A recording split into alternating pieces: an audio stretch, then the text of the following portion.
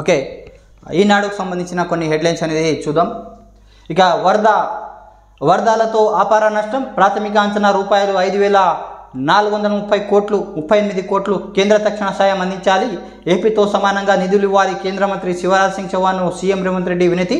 ఫోటోలు చూపుతూ వరద నష్టాన్ని కేంద్ర మంత్రి చౌహాన్ చూపిస్తున్న ఆ సీఎం రేవంత్ రెడ్డి. ఇక పక్కన బండి సంజయ్, బట్టి తుమ్మల నాగేశ్వరరావు అన్నట్టు ఒక ఫోటో కూడా ఇవ్వడం జరిగింది.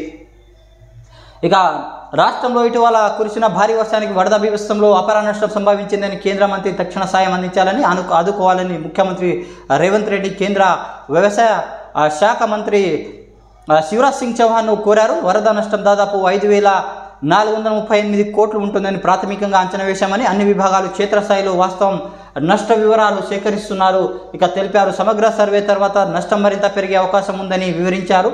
తగిన చెరువులు, కుంటలు, దెబ్బలు తిన్న రోడ్లు, వంతెనలు, తాత్కాలిక పరిమితులు కేంద్రం తక్షణ సాయం అందించాలని వినిపించారు. వాటిని స్వచ్ఛందంగా పునరుద్ధరించిన పనులను తగిన నిధులు కేటాయించాలని విజ్ఞప్తి చేశారు. వరద తాకిట్లో అల్లాడైన ఖమ్మం, పాలేరు, మధిర నియోజకవర్గంలో శుక్రవారం ఏరియల్ సర్వే నిర్వహించిన శివరాజ్ సింగ్ కేంద్ర హోంశాఖ సహాయ మంత్రి బండి సంజయ్ సాయంత్రం సచివాలయం చేరుకున్నారు. వరద నష్టమైన ఏర్పాటు చేసిన photo exhibition CM Revanth Reddy కలిసి తలకించారు అన్నట్టు ఒక హెడ్లైన్స్ అనేది చూస్తున్నాం.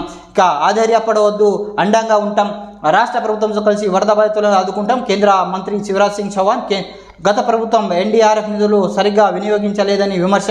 ఇక బాధితులు మనోధైర్యాలను కల్పించేందుకు వచ్చా, ఎవరి ఆధైర్యపడవద్దు, అడ్డంగా ఉంటా అని కేంద్ర వ్యవసాయ శాఖ మంత్రి శివరాజ్ సింగ్ చౌహాన్ హామీ ఇచ్చారు. శుక్రవారం విజయవాడ నుంచి హెలికాప్టర్ ఖమ్మం చేరుకున్న ఆయన మధిర, ఖమ్మం, పాలేరు నియోజకవర్గాల్లో వరద ప్రభావిత ప్రాంతాల్లో ఏరియల్ సర్వే నిర్వహించారు. శివరాజ్ సింగ్ చౌహాన్. ఇక విధేయుడికే పిసిసి పీఠం, తెలంగాణ కాంగ్రెస్ అధ్యక్షుడిగా మహేష్ కుమార్ గౌడ్. ఇక ఎన్యుఐ నుంచి ఎదిగిన బీసీ నేత పార్టీ పగ్గాలు. తెలంగాణ పిసిసి అధ్యక్షుడు ఎమ్మెల్సీ బొమ్మ మహేష్ కుమార్ గౌడ్ నియమితులయ్యారు. ప్రస్తుతం రాష్ట్ర కాంగ్రెస్ కార్యనిర్వాహక అధ్యక్షుడిగా ఉన్న ఆయన పదోన్నత కల్పించారు. పిసిసి అధ్యక్షుడు ఎంపికలో విధేయతకు పార్టీ అధిష్టానం ప్రాధాన్యం ఇచ్చింది. ఆయనకు ఎంపిక చేసినట్లు తెలుస్తుంది. ఇక 2021 జూలై నుంచి పిసిసి అధ్యక్షుడిగా ఉన్న రేవంత్ రెడ్డి ముఖ్యమంత్రి బాధ్యత కూడా నిర్వహిస్తున్నందుకు ఆయన విజ్ఞప్తి మేరకు కాంగ్రెస్ అధిష్టానం పిసిసి బాధ్యత నుంచి తప్పించింది. బలమైన బీసీ సమాజ వర్గానికి చెందిన నాయకుడిగా అప్పగించడంతో కొన్ని రోజులుగా కొనసాగుతున్న ఉత్కంఠకు తెరపడింది. ఇక తెలంగాణ ఏర్పడిన తర్వాత పొన్నాల లక్ష్మయ్య, ఉత్తమ్ కుమార్ రెడ్డి, రేవంత్ రెడ్డి అనంతరం 4వ పిసిసి అధ్యక్షుడిగా మహేష్ కుమార్ గౌడ్ బాధ్యతలు చేపట్టబోతున్నారు.